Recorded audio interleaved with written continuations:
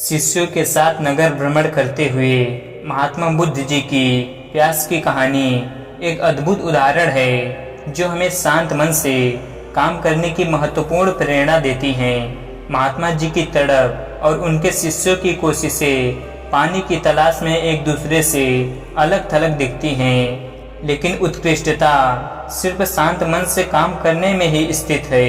इस कहानी के माध्यम से हम जानेंगे कि जब हम शांत होकर और धैर्य से काम करते हैं तो हम अपने लक्ष्य को प्राप्त करने में सफल हो सकते हैं। एक बार की बात है, महात्मा बुद्ध जी अपने शिष्यों के साथ नगर भ्रमण पर निकले हुए थे।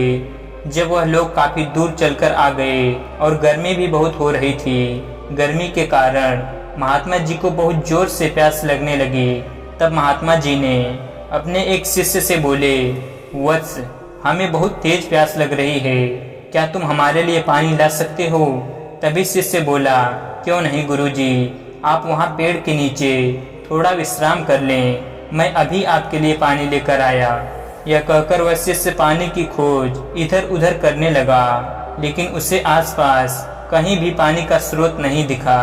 कुछ दूरी पर उसे एक पानी का स्रोत दिखा, पर वह जैसे ही उस जलाशय से पानी लेने के लिए गया, तभी उसने देखा कि वहाँ कई लोग उस जलाशय में कपड़े धो रहे थे, कुछ स्नान कर रहे थे।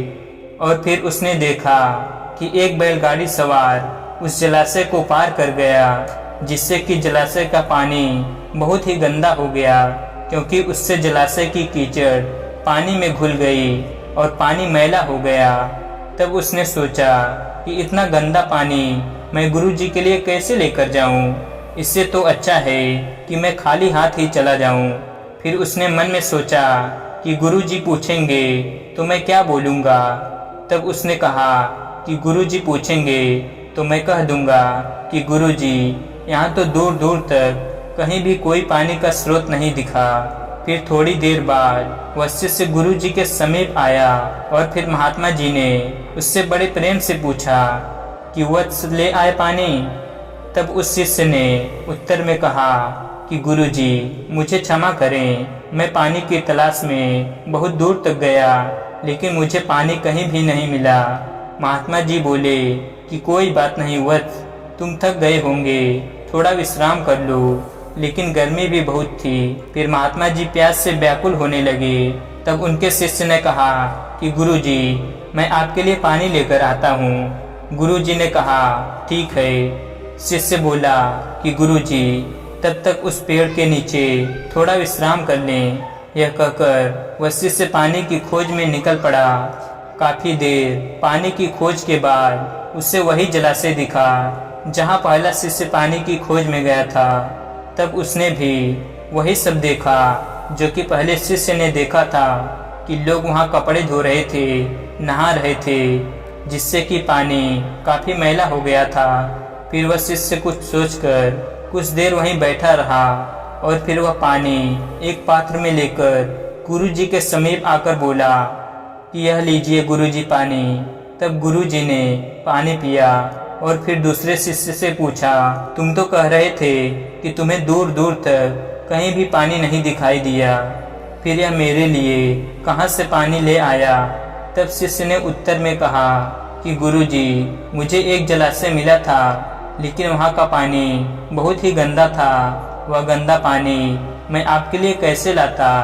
तब उन्होंने अपने दूसरे शिष्य से पूछा कि वत्स, तुम पानी कहाँ से ले आए हो? उत्तर में उस शिष्य ने कहा कि गुरुजी, मैं उसी जलाशय से पानी लाया हूँ। तब महात्मा जी बोले कि यह पानी तो गंदा नहीं है, अगर तुम उसी जलाशय से पानी लाए हो।